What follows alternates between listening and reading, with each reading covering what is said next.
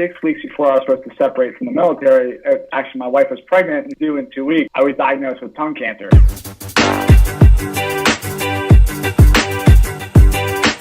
You're listening to the Kristof Lewis Podcast, a podcast where I have conversations with inspirational people. My name is Chris, but my family calls me Kristof. My goal is to have as many conversations as possible with people who have forged their own path by pursuing their dreams, making them a reality, all the while emitting positivity and sharing this knowledge with others. I seek these people out and share this information with you, proving to the world that you can do what makes you happy and do what you want for a living while being a good human being. We'll talk about careers, but we'll also cover any story that inspires. Let's do this while helping each other. Thanks for listening. I'm happy you're here.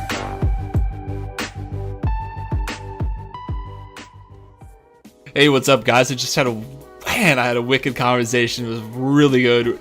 Really loved it. This is conversation number 62 of the Kristof Lewis Podcast, and I'm your host, Chris. I had a great time. Like I said, my guest today was Dan Mulroy. He was a United States Navy SEAL for 14 years, and now he does consulting, and his take on consulting is something that I've never heard. I loved how he spoke about it, and it's nothing that you've probably ever heard about how he approaches his life and how he approaches the job he does now, about his transition in his career. And we talked about how it's not just a military transition, but it could be anybody's transition in any career, in any shape, way, or form. We talked about helping other people. We talked about career transitions.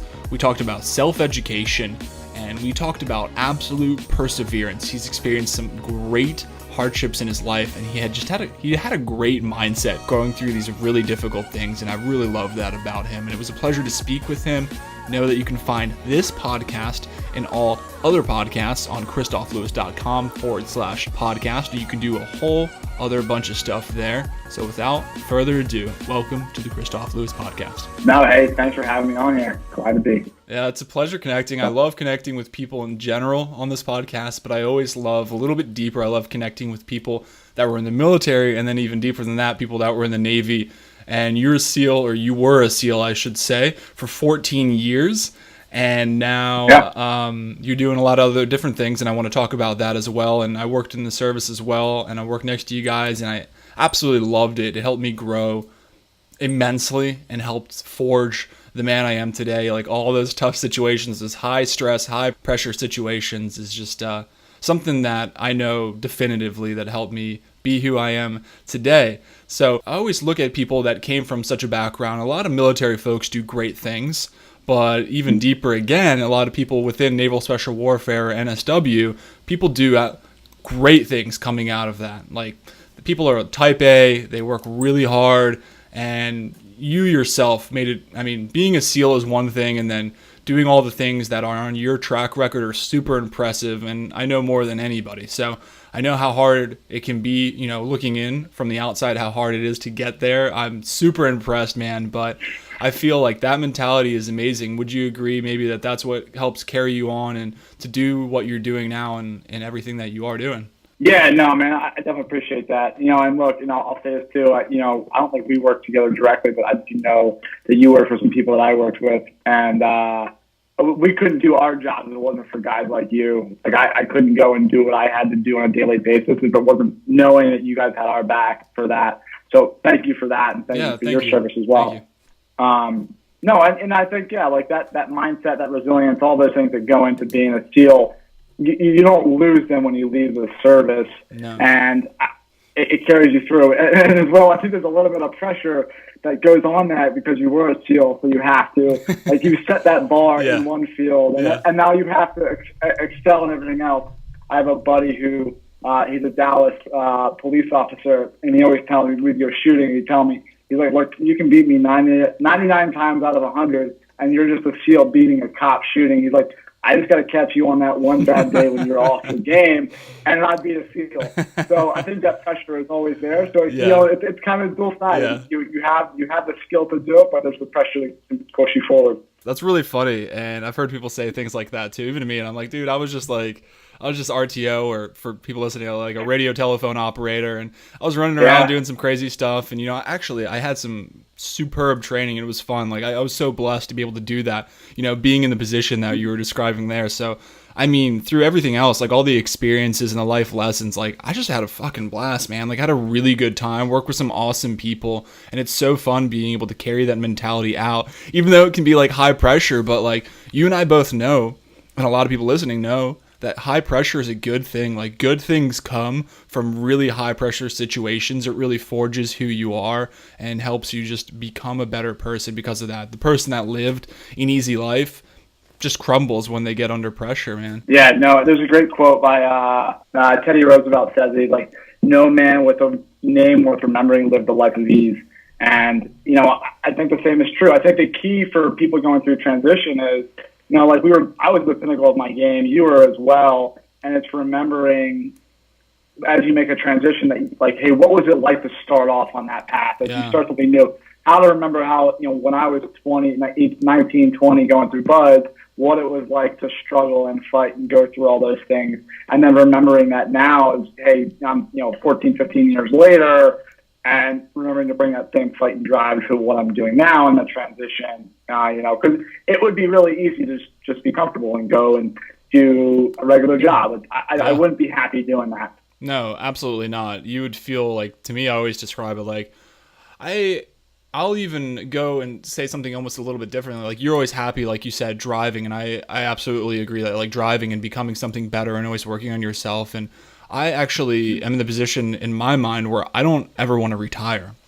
Like, no shit. Like, I want to be able to do something. Like, if I retire, that means I'm doing something that I probably don't like, to go vacation or to, like, not work. But I feel very, very strongly about what I'm about to say is, if you are doing something you really enjoy, where you're pushing yourself, then why the hell would I want to retire? Like, I would want to do that all the time. So, like, shooting. So, if you're a shooting instructor, just random example for everybody, like, why would you want to stop doing that? You get to shoot until, like, you're in your 70s or 80s or whatever. Like, that would be badass, Or so whatever it is, if you want to read, write, run, I don't care what it is. Like, my plan is to never retire personally. So I think that's awesome. And remembering where you started, and I think that's really good with humility, is one of the, there's a lot of lessons I learned where we worked mutually, but I learned humility very greatly. Like, I got taken to the side. I remember one time I got my ass beat.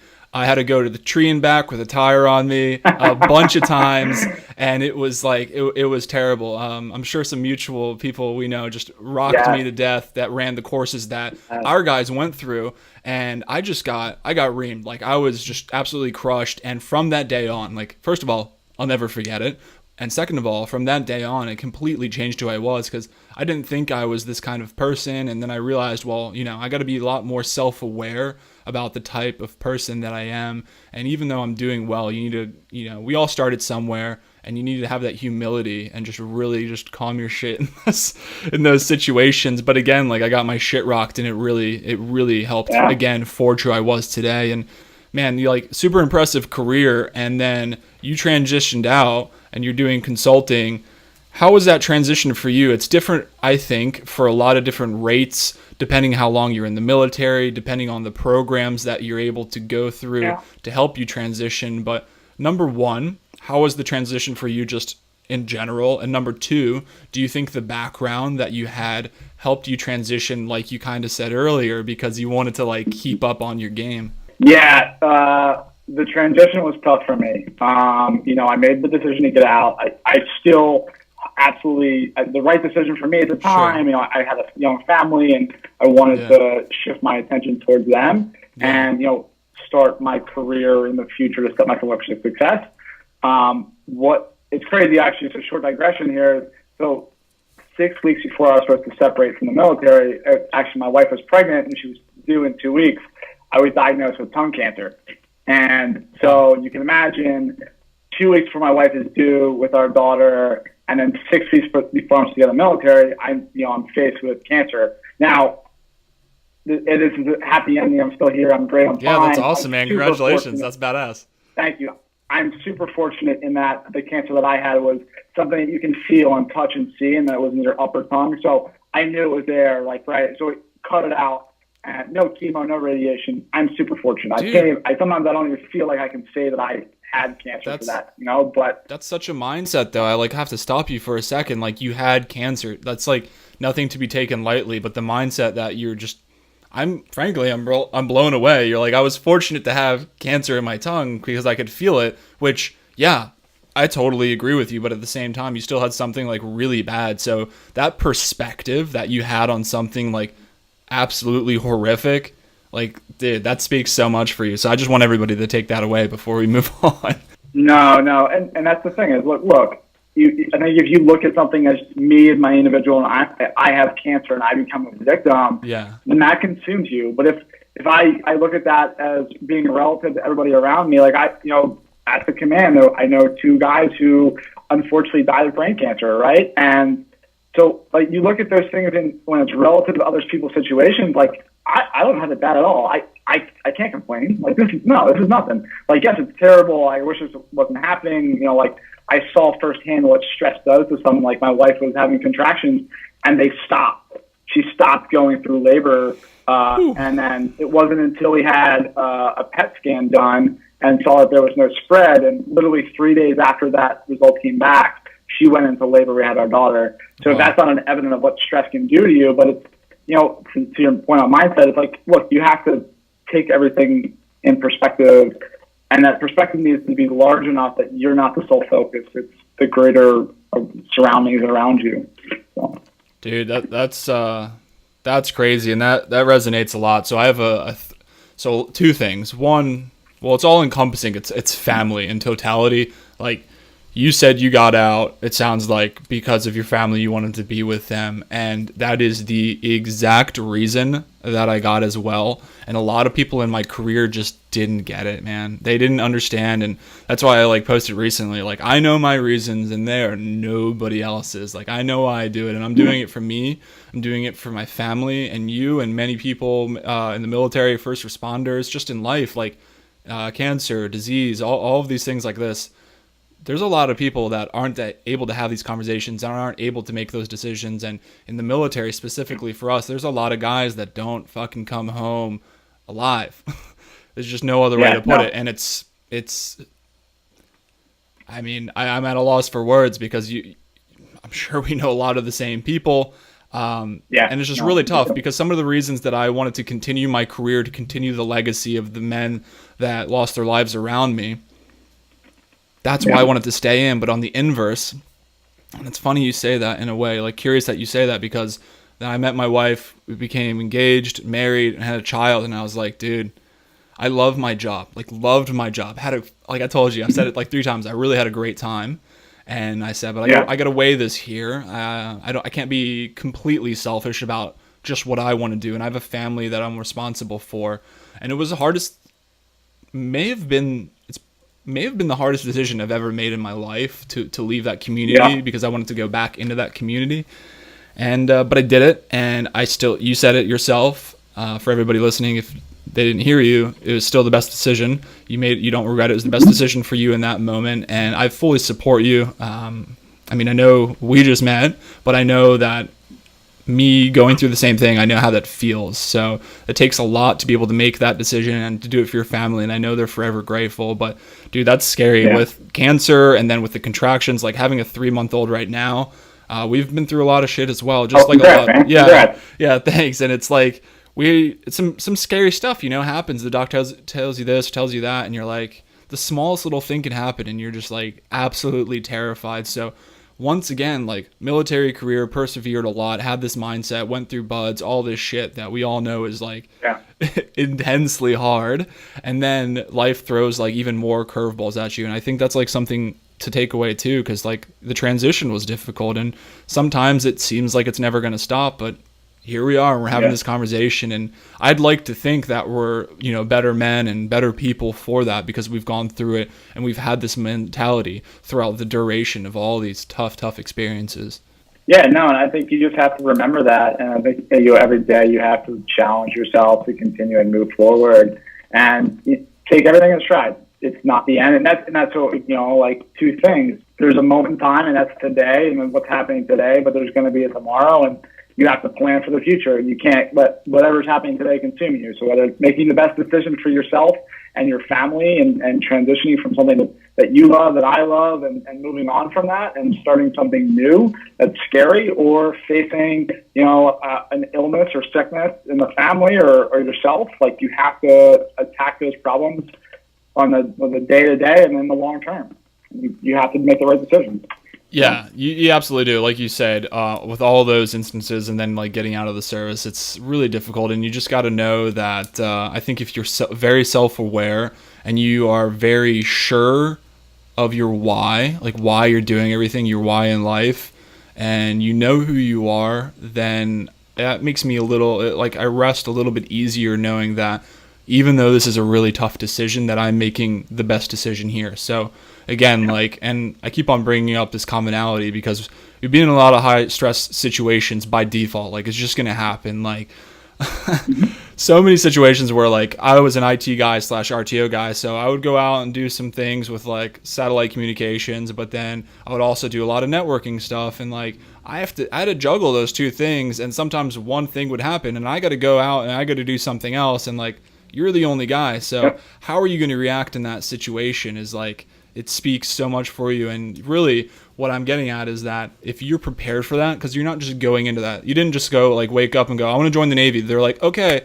I'm going to put this trident on your chest. You're a SEAL. Go have fun and like go do that. Like you go through years of training, and it's not even like years of training. Like the amount of training that you do in those years is much more than you'd get anywhere else. So what I'm saying is we may get to really, really tough times in our life, decisions where we don't think we can make them. But if we're self-aware and we know we've gone through this training or we've done all this formal and self-education and everything that we've done up into our lives, we should be confident in the fact that we're making the best decision possible in that moment. So I would just like to share that with you, myself, even saying it, outwardly, and anybody listening, that, maybe be a little bit more confident in the things that are in your life that are really difficult, because you've done as much as you can do to get you now, and just be confident in your decision. Yeah, no, there's a quote I use, there's hope in losing all hope.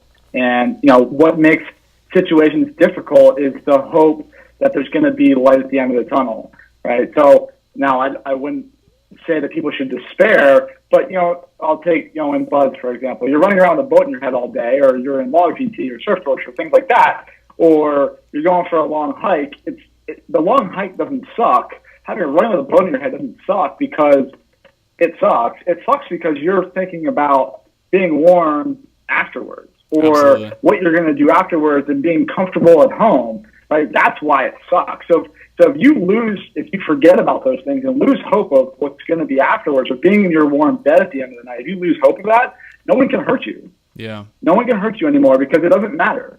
It's just going to roll off your back, whatever. You can't hurt me. And there's a switch that flips in those moments when they put the pressure on, and you stop caring. It doesn't matter how much more pressure you put on me. I don't care. I'm not going to wallow in my own despair, and you're not going to own me. I'm just going to crush this. Dude, you have to take that into everything. Yeah, I think that's incredible, and I have never really heard of it that way. I think that's a great mentality to have, because a lot of people talk about, never lose the hope and everything that comes with that. But I think, again, if you shift your perspective in that mentality when you're like going through the shit like that, man, I think that's great. Like, you can't hurt me. Love it, man. Absolutely do. So let's talk a little bit about like what you're doing right now, and let's just dive right into that. Yeah. So right now it was an interesting path to get here. So I'm doing consulting and coaching, both for teams and individuals. And I got there, I was helping run a debt financing startup. So we were an online debt financing marketplace. So I was the VP of operations of that and partner. That failed. So great lesson, first great step into business. And I was really searching for my next path. And I always just wanted to help. And I'm a curious skeptic. So I'm curious about everything, but but at the same time I question everything. Yeah. So I took a bunch of different roles just because I wanted to explore, get exposed to as much as I could. And I just wound up really enjoying it. And now I just kind of continue doing it. And so I consult with companies on their process, their organizational structure, or, their people, their talent, and really whatever I can do to help them make themselves better. And in the same vein, I do some coaching on an individual basis to help individuals. Same thing. How can you better become more efficient? How I like to think of myself as I'm the person that lets you run full steam ahead because I can cover your flanks for you. I'm looking out to see the things that you're missing as you continue to run. I started with a couple startups, and that's the name of the game, right? Run as fast as you can. Yeah. Well, you got to make sure there's someone there that catch stuff that you're missing as you go. Yeah. And I just try to do that for people as much as I can. Yeah, that's awesome. I've seen so many guys in your position that have gone out and been an entrepreneur and just started up companies, tech companies. It's so cool to watch them succeed. But if everybody didn't catch it, the first one you went into, you said, was a failure. So, not everything's going to be awesome and easy. The transition stuff, whether it, you don't have to be in the military to transition. People, I quoted this the other day, but I think it was 11 times people change careers in their life. That's absurd, dude. That is nuts. So not only is this applicable to that, but it's applicable to literally everybody, and not all of it's going to work. But again, how are you going to face that? And you just was you said it yourself, it was a great lesson learned, and I figured some shit out. I picked up my bags and I went on to the next thing and figured out the next thing. And it sounds like you're doing great things here. You're being able to take care of teams and individuals and really just giving them that room to breathe. And I think that's absolutely incredible. Yeah, no. And that's the thing is, look, I think people need to go out there and try some things and fail and fall on their face. And even though that company fell on their face, I learned more from that period of time about business than I did in all of my college courses I ever taken, any certification course I ever took, and anything else, because it was just down and dirty. I jumped right in, and there was no safety net. And I wouldn't change it for the world. Even if I knew that it was going to fail, I still would have done it because the lesson wasn't valuable. Yeah, the lessons and failures and successes are both great, and they both teach us stuff. If it's a success, let's keep on rolling with it. If it's a failure, let's learn from it and do something different. But one important thing that you said is you wouldn't trade it for the world. And I talk about self-education all the time. People know if they've heard more than one of these. I was a college dropout and I was just not excited with school whatsoever. And then I had this revelation, and I read all the time now, and I listen to podcasts all the time, and I absolutely love having conversations with people like yourself. So hence why I started a podcast a while ago, to capture this and share that information with other people. So it kind of hits two things that I love talking about on these podcasts is one thing, the importance of self-education, and two, helping other people, right? So you're doing all of that right now, and you've always done it. You're a commander, I think you said, right? No, I was a chief. You're a chief. Okay, so you're still in a very much a leadership position. You're leading a lot of people. Awesome, chief. I love chiefs. As opposed to the I'm not even going to get into it for non-military people. I was more of an E7 than a chief. Yeah. For those in the Navy, they don't understand that. Yeah. No, that's great. I'll try not to get into the military jargon too much, but I'll leave that out of there. Yeah, no, but you're helping other people. The takeaway is that you're in a position where you're leading other people, and you have an opportunity to lead them very well. And again, in high pressure, high stress situations. So it's really cool for me looking in from the outside to see you doing teams again and individual consulting in this way, helping other people. But like I said, the importance of self-education is huge, and all those real life experiences is you cannot teach that stuff. I heard the other day somebody talking on a podcast, and he's like, man, I just learned so much from the books I read. There's kids in college that aren't getting that much knowledge in the first year because the professors that are teaching those courses, all they've known, and this is no slant at professors, but all they've known is teaching. They haven't gone out and started these businesses and things, but the people that have gone out there, failed like you have, and succeeded, these are the people that are learning these real life lessons and able to with these teams and these individuals that you're working with, pay it forward and teach them. Why do you choose, obviously you join the military, and as you grow in the military, you get more and more leadership positions, but you've chosen to do this in your personal life now. Nobody's forcing you to be in a leadership position, if you will. Not that it was forced upon you earlier, but why do you choose to do consulting? It's twofold. To your point of wanting to help people, just allows me to help people. And I've gone back and forth, and then part of it, you want to own something, and I want to, have my own baby and run with that. Yeah. But at the same time, because I'm a curious skeptic, And in the same breath, I love reading, I love podcasts, I love, doing as much as I can to learn as much as I can about everything. Being a consultant allows me and affords me the opportunity to both have conversations with more people than I would ever talk to and be exposed to more businesses, right? So I was working with a concierge healthcare company, and I knew nothing about that. I had more conversations with chefs because we had a food offering than I've ever done before. And I learned a little bit about how restaurants are run and the process of that and the supply chain of that. With a food and beverage company, the same thing. Those are all things that if I went into one company, I would have never known anything about. Yeah. I never would have learned. And I enjoyed that. I enjoyed just of parachuting in, for lack of a better term, and learning on the fly. That's really cool. I never thought about it like that. You're only working with, like, if you go work for one company specifically, you're only working with this company and learning everything that they're doing. But being in a position where you're going out and you're helping other people, helping other entities, you're getting to see all these different companies. And I've actually never thought about it like that. And I think that's a great answer to my question, just because my mind would have never gone there. But again, that's just a great mindset to have in that and be able to get a lot of different. I was just reading, I'll pick it up here. Oh, gosh. For everybody that's listening, I don't know if you've read this, but it's called Never Eat Alone, and it's by Keith Ferrazzi, and he talks exactly about what you just said about going in there, and it's a lot about networking, right? But for people listening, what's important is exactly what Dan just said, is if you're always with the same type of people. So two things. If you're always with the same type of people, you're not going to get an outside perspective. You're not going to get somebody that maybe disagrees with you, because you don't want to be around a lot of yes men, or for the lack of another term, you don't want to be around people that always agree with you. But if you go out and you push out of that uncomfortability, or you push out of the comfortability zone into uncomfortability, and you're intentionally networking with people like you are, that aren't in your little bubble, then you're by default going to learn more and more and more information. So that's really curious. And then the whole self-education bit, I think, is really great too, that you're able to help people and do what you clearly enjoy to do. And then you're also always self-educating and being able to talk with people and learn new things and get all these different perspectives. It's really neat. Yeah, no, I really enjoy it. And I did my bachelor's when I was in the military, and I really was not satisfied with school. I hated it. I make the joke that, like, I could have learned more in a 4-hour Wikipedia rabbit hole search on some of these topics in classes, because it just the way that they go about things I just don't like. And I read a great book. I think it was a biography of Einstein or something, and he really classifies education and really post secondary education or whatever.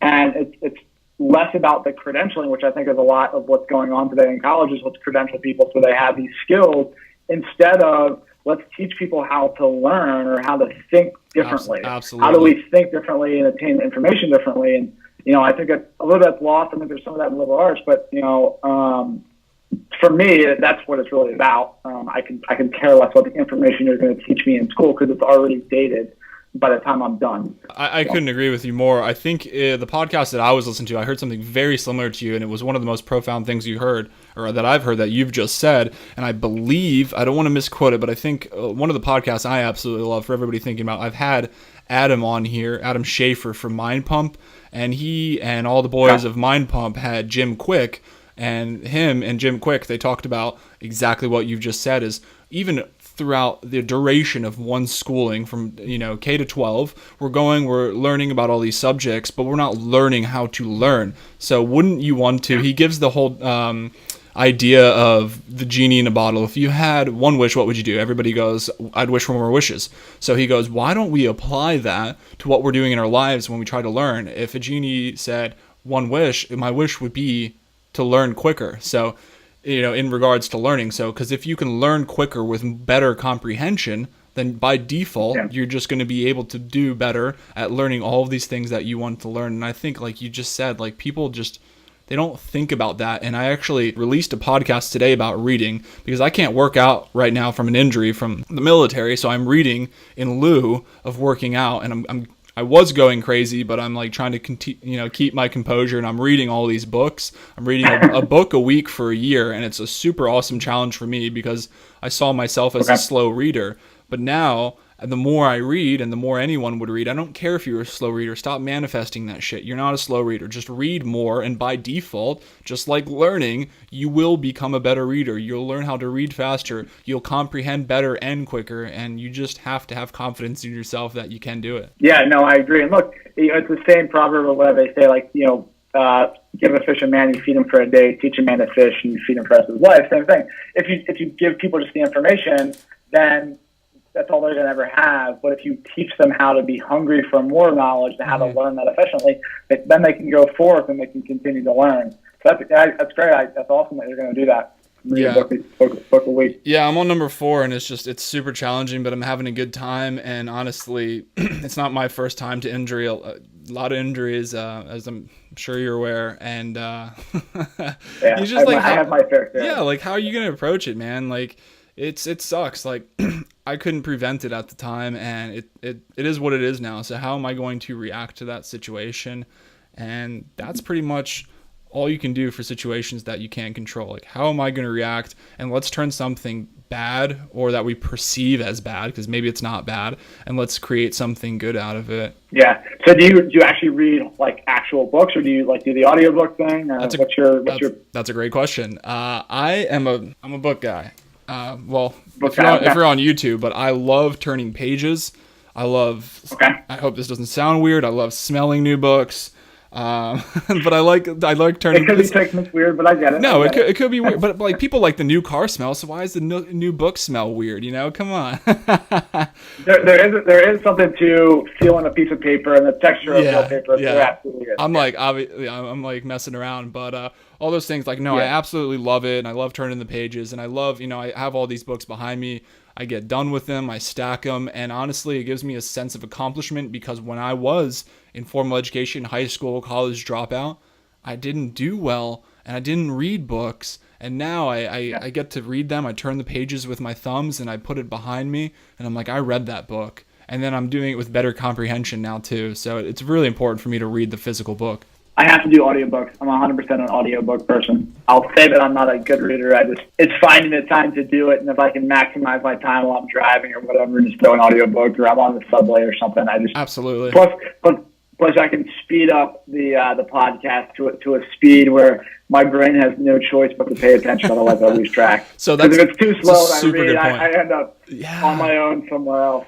Yeah, so I guess if, like, for example, like my wife and I are about to drive back down to Virginia Beach tomorrow to go see some family, and that's a great point. Like on podcasts or audiobooks, like read, or I guess, quote unquote, read/listen to them in your car or when you're transitioning to your work or wherever you're going. And then you can do it, like speed it up 1.5 times, 2 times. And then you, like you just said, like don't miss what he just said. Like the faster it goes, you got to really pay attention to it. So, you don't have to be tied down to this. So I read physical books and I listen to the crap out of podcasts. But Dan, I have thoroughly enjoyed my time with you today. Your wealth of knowledge and your mindset is absolutely unparalleled. Some of the things that you've gone through are extremely tough. And again, like I got nothing but respect for everything that you've done. So your time here today, I'm very happy for, and thank you so much.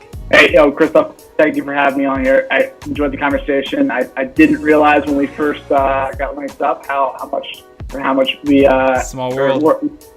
Small world worked right down the hallway.